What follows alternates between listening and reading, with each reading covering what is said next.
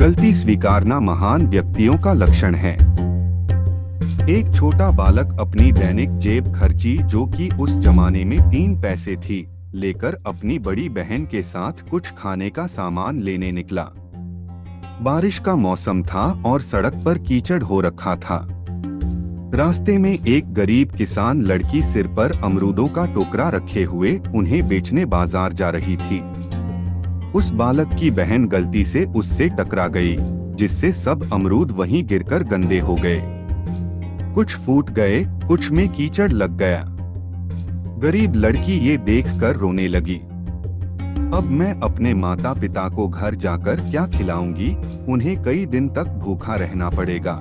इस तरह अपनी दीनता व्यक्त करती हुई वह अमरूद वाली लड़की खड़ी रो रही थी। बालक की बहन ने कहा, भैया चलो भाग चलें, कोई आएगा तो हमें मार पड़ेगी और दंड भी देना पड़ेगा। अभी तो यहाँ कोई देख नहीं रहा।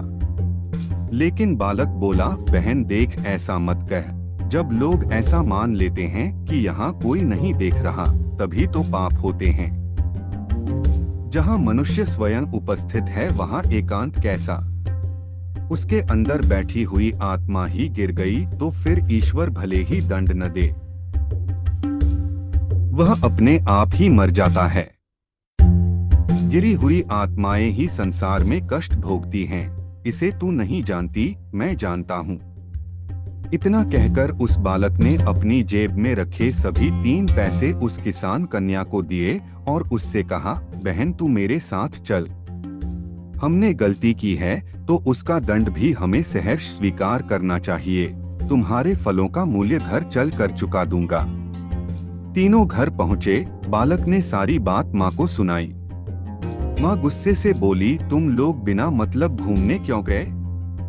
घर खर्च के लिए पैसे हैं नहीं, अब यह दंड कौन भुगतेगा? बालक ने कहा, माताजी, आप मेरे 1 महीने के जेब खर्च के पैसे इस लड़की को दे दो। मैं 1 महीना विद्यालय में दोपहर में कुछ नहीं खाऊंगा, मुझे उसमें रत्ती भर भी आपत्ति नहीं है।